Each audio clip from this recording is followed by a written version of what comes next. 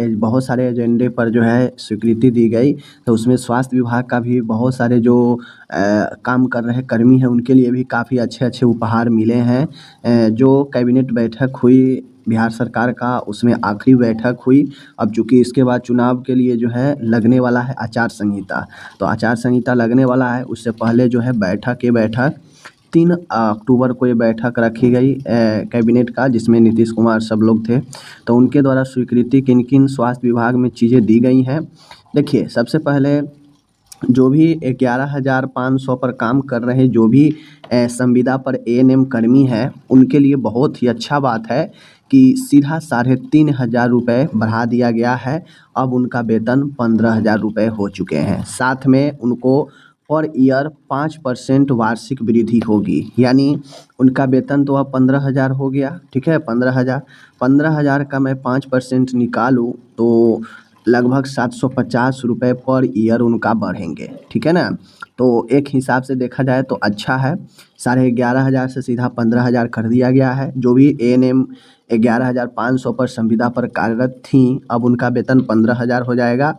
साथ में per year अब 5% अब वृद्धि होंगे।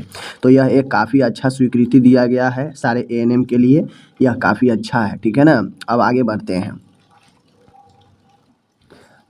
अब यहाँ पे जो चीज़ें हैं आप लोगों को पता होगा कि कुछ दिन पहले कहा गया था कि जो भी एनएचएम के तहत जो भी आशा कार्यकर्ता हैं, ममता जो है, जो भी कार्यरत है ममता कार्यकर्ता, उन आशा कार्यकर्ता साथ में जो ममता कार्यकर्ता है, इनको भी जो है प्रोत्साहन राशि जो है उसमें भी वृद्धि किया गया है।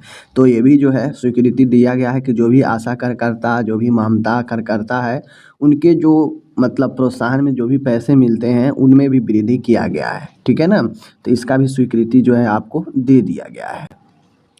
अब एक महत्वपूर्ण यहाँ पे और काफ़ी ज़बरदस्त है कि जितने भी बिहार में एनएचएम कर्मी कार्यरत है, एनएचएम राष्ट्रीय स्वास्थ्य मिशन के अंतर्गत जो भी कार्यरत है संविदा पर, सभी का जो मानदेय है अब वो जो है राज्य योजना के तरफ से, राज्य सरकार के तरफ से 10% जो है बढ़ाने का स्वीकृति दिया गया है। यानी चाहे आप सीएचओ में कार्यरत है, ठीक है, चाहे आप एएनएम में कार्यरत है, ठीक है, चाहे आप जो है दूसरे किसी भी तरह से आप एनएचएम के थ्रू अगर कार्यरत है, चाहे लैब टेक्नीशियन हो, चाहे जो भी कुछ हो, काउंसलर वगैरह जो भी हो, अगर आप एनएचएम के तहत कार्यरत है तो आपको 10% जो है वृद्धि कर दिया गया है। एनएचएम में जो भी कर्मी कार्यरत है, जो भी सीएचओ हो, एएनएम हो, स्टाफ नर्स हो, लैब टेक्नीशियन हो, काउंसलर हो, जो भी हो, जो भी एनएचएम के अंतर्गत कार्यरत है, अब उन सब का सैलरी में सीधा 10% वृद्धि कर दिया गया है। अगर किन्हीं का सैलरी अभी 20,000 होगा तो अब उनको 10% वृद्धि करके सीधा 2,000 बढ़ेगा, यानी अब उनका 22,000 हो जाएगा, ठीक है।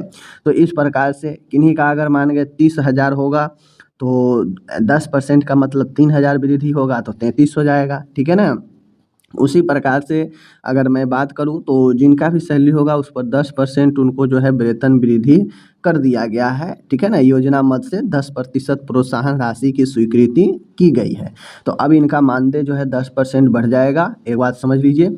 और ये पर ईयर नहीं है, पर ईयर की बात नहीं है कि पर ईयर 10% बढ़ेगा, नहीं, एक बार 10% बढ़ गया, यानी आपका किसी का सैलरी अगर 20,000 होगा तो अब उनको 22,000 मिलने लगेगा हमेशा, ठीक है ना। लेकिन पर ईयर इसमें 10% नहीं बढ़ेगा, ये बात समझ लीजिए। एक बार 10% बढ़ गया, हो गया, लेकिन 10% जो है राज्य सरकार, चूँकि एनएचएम का जो कार्यक्रम है ये केंद्र सरकार का प्रायोजित है, तो इसमें राज्य सरकार के मद से, राज्य सरकार की तरफ से 10% दिया जाएगा, ठीक है, 10% वृद्धि किया गया है। तो इस प्रकार से काफ़ी इम्पोर्टेंट है जितने भी एएनएम कर्मी हैं। अब यहाँ पे बिहार सरकार की तरफ से एएनएम जो कार्यरत है 11,500 संविदा पर, 11,500 के सैलरी पर, उनका भी बढ़ गया 15। एनएचएम में भी 10% सबके लिए बढ़ा दिया गया है, आशा ममता कार्यकर्ता के लिए भी बढ़ाया गया है। तो कुल मिला के स्वास्थ्य विभाग में जो संविदा पर कार्यरत है लगभग उन सबका जो है वेतन वृद्धि हो चुका है, ठीक है। बाकी चलिए, कोई भी अगर आपको और भी इन्फॉर्मेशन चाहिए तो हमसे संपर्क कर सकते हैं इंस्टाग्राम पे।